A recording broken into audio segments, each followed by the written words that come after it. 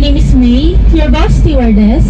Welcome aboard Victoryliner First Class trip going to Baguio.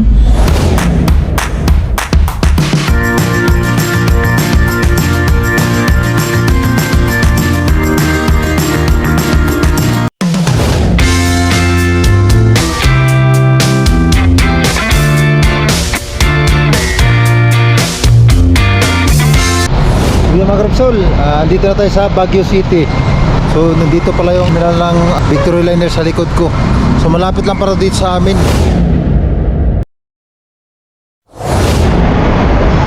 Good morning mga Grabsol. Dito tayo ngayon mga Grabsol sa terminal ng Victoryliner. Magtataka kayo kung bakit andito tayo sa terminal dahil pupunta tayo ng Baguio, no? So dapat nakasit na yung papunta natin ng Baguio na magmumotor tayo. So dahil sa masamang panahon mga Grabsol, hindi tayo magmumotor dahil info kasi tayo sa Baguio na sobrang lakas ng ulan dun bandang norte. Pupunta pa rin tayo ng Baguio mga Grabsol pero mag-Victoryliner tayo. So yung kinuha natin na ticket is first class yun yung sasakyan natin na mahigit lang 4 hours yung natin biyahe from Manila to Baguio. 2 days yung diop natin mga Grabsol, no? Kaya andito tayo, time check natin is 7:15. Yung time naman ang ticket natin is 8:15 ang alis nun dito pa Cubao. So abang-abangan yun lang yung biyahe natin dahil first time natin na pupunta na Baguio na magbabas. Hindi ko pa na-experience to dahil yun nga, lagi tayo nagmumotor, nakikita sa mga video natin. So yan, hanggang dito na mga Grabsol, update ko na lang kayo sa biyahe natin. Para yung mga Grabsol, makikita ninyo sa harapan ko. So ito yung kararating na bus na galing tong Tugigaraw daw.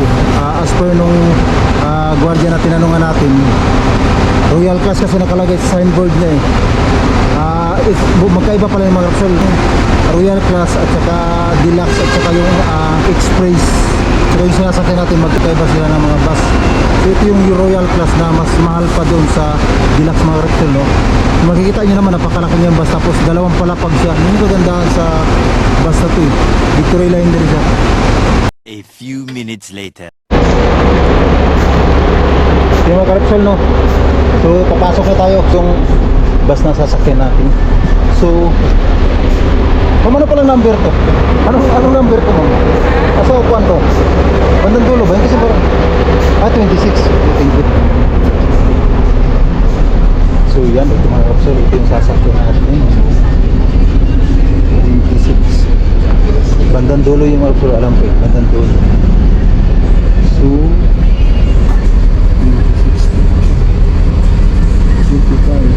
26. Anong number kayo ito, mo? Anong number dyan sa inyo? 26 po ito. 26 yan, ma'am? 26 yung sa ayan. Ay, sorry. Teka lang, sir. Sige, okay lang po. Ay, oo. Sorry, sir. Sige, dito na, ma'am. Sige, mga Grabsol, dito na tayo. Palit kayo ni ma'am. Ma'am, dito.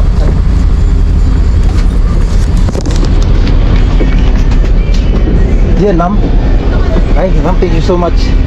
Sige, mga Grabsol. Ayahay. So, dito tayo sa Sunay. Thank you so much. So, nag-request tayo kay ma'am na dito tayo sa kasi ang number natin is 26 mga Grabsol, so malayo masyado. So ngayon dito tayo sa pangalawa, number 9. Lapit tayo, makakuha tayo ng video mamaya mga Grabsol pag tumatakbo na ito. So yan mga Grabsol, tayo ay abante na. So time check natin is 15 tayo mag-take off dito no, sa Cubao. So expected natin sa mga alaon na tayo darating doon. So abante tayo. On behalf of our bus driver, Mr. Fabro, my name is May, your bus stewardess. Welcome aboard Victoryliner First Class trip going to Baguio. Our travel time to Baguio is approximately 4 to 5 hours. For your comfort, we have a washroom located at the center section of the bus. Should you need any assistance, please do not hesitate to call me anytime during our trip. Thank you.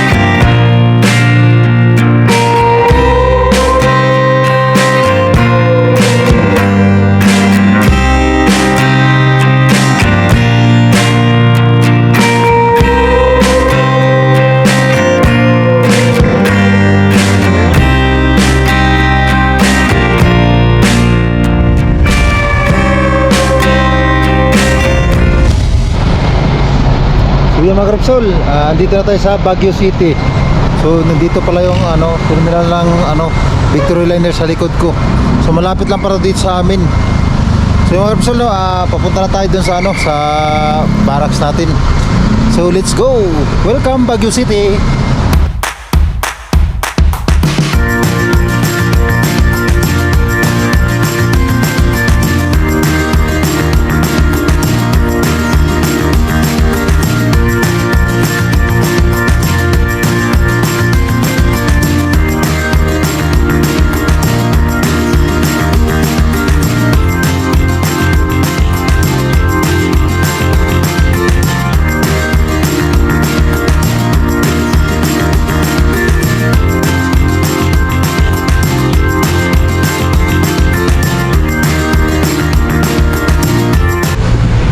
Masyadong malamig dito mga bro.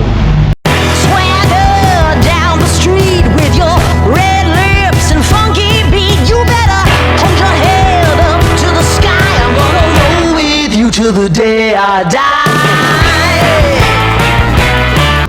3 minutes na lang lagaran natin.